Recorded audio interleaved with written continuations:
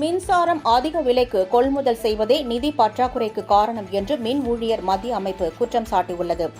தமிழ்நாடு மின் ஊழியர் மத்திய அமைப்பின் மாநில செயற்குழு கூட்டம் திருவண்ணாமலையில் நடைபெற்றது. கூட்டத்திற்கு பின்னர் செய்தியாளர்களிடம் பேசிய அந்த அமைப்பின் மாநில செயலாளர் ராஜேந்திரன், தமிழ்நாடு மின் வாரியத்தில் 66,000க்கும் மேற்பட்ட காலி பணியிடங்கள் உள்ளதாகவும், நிரப்ப நிதித்துறையும் எரிசக்தி துறையும் தொழிலாளர்களை வஞ்சிக்கும் வகையில் ஒப்பந்த அடிப்படையில் ஊழியர்களை நியமிக்க முயற்சிப்பதாகவும் கூறினார். மின் வாரியத்தில் ஏற்பட்டுள்ள நிதி பற்றாக்குறைக்கு காரணம் ஊழியர்கள் அல்ல எனவும், அதிக விலைக்கு மின்சாரம் கொள்முதல் செய்யப்படுவதே காரணம் என்றும் அவர் குற்றம் சாட்டினார். தனியார் மூலம் அம்பலப்படுத்தப்படும் ஸ்மார்ட் மீட்டர் திட்டத்தில் பொருத்தப்படும் மீட்டரை பராமரிக்கும் கட்டணம் நுகர்வோரிடம் இருந்து வசூலிக்கப்படும் என்றும், எனவே இந்த திட்டத்தை தமிழக அரசு கைவிட வேண்டும் என்று அவர் கேட்டுக் கொண்டார். தமிழக அரசு உற்பத்தி திட்டங்களை பயன்பாட்டிற்கு கொண்டு வந்தால் மின் விநியோகம் லாபத்தை நோக்கி நகரும் என்று அவர் மேலும் தெரிவித்தார்.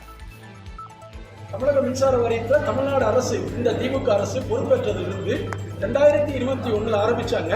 2026, 27 5 ஆண்டுகளுக்கு மின்சார கட்டணத்தை உயர்த்துவதற்கு ரெகுலேட்டரி கமிஷன்ல அனுமதி வாங்கி வச்சிட்டாங்க. எப்பாவது வருஷம் உயர்த்துவாங்க, கருத்து கணிப்பு கேட்பாங்க. ஆனால் இந்த அரசு வந்தப்போ ஒன்றிய அரசுடைய நடவடிக்கையை பின்பற்றி 5 ஆண்டுகளுக்கு கேட்டு வச்ச ஒரே அரசு இந்த அரசாங்கத்தை இருக்க முடியும். நம்பர் 1. அதே போல அரசு என்ன சொல்லுது, நாங்கள் இந்த கட்டணத்தை எப்படி உயர்த்தணும், இன்னைக்கு இருக்கிற விலைவாசி அடிப்படையில் உயர்த்தணும். கன்சியூமர் பிரைஸ் இண்டெக்ஸின் அடிப்படையில் அதிகபட்சம் 6%. அப்போ எது கம்மியாக வருதோ அதை மின்கட்டணம் உயர்த்துவதாக கணக்கீடு செய்யறாங்க. தப்பான நம்பர். கன்சியூமர் பிரைஸ் இண்டெக்ஸுக்கும் முறைசாரா தொழிலாளர் வாழ்க்கையில் இருக்கக்கூடிய வித்தியாசத்தை அரசு புரிஞ்சுக்கலாம். நம்பர் 1. 2வது, நாங்கள் கட்டணத்தை உயர்த்த மாட்டோம், அப்படி உயர்த்துகின்ற நிலை வந்தால் அதற்கான மானியத்தை மாநில அரசு கொடுக்குங்கிறது. நீங்கள் நம்மளுடைய வரிப்பணத்தை எடுத்து இன்னொரு அரசுடைய திட்டங்களுக்கு அறிவிச்சு விட்டு அதுக்கு மானியமாக கொடுப்பது என்பது அது எப்படி சரியுமா இருக்கும்? கட்டணத்தை உயர்த்தாமலே இருந்தாலே இந்த மானியத்தை கொடுக்க வேண்டிய அவசியம் என்பது இருக்காது.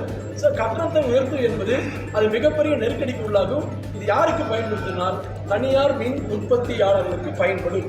அந்த மாதிரி தான் இந்த கட்டண உயர்வு என்பது பலனளிக்கும்.